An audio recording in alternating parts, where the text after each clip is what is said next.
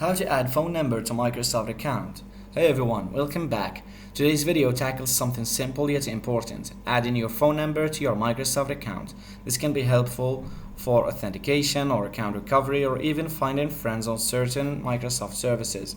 So let's jump right in. The first step is to access your Microsoft account settings, and you can do this in a few ways through the web browser or the Microsoft app.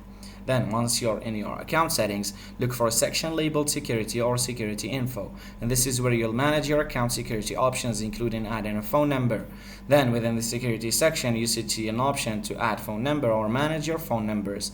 Click on that button to initiate the process.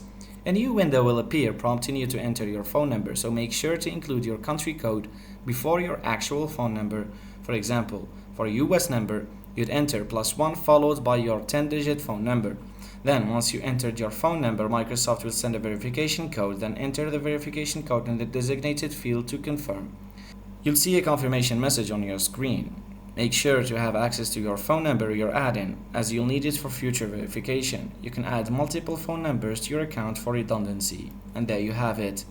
You have successfully added your phone number to your Microsoft account. Now you've got an extra layer of security and can take advantage of features that utilize phone number verification.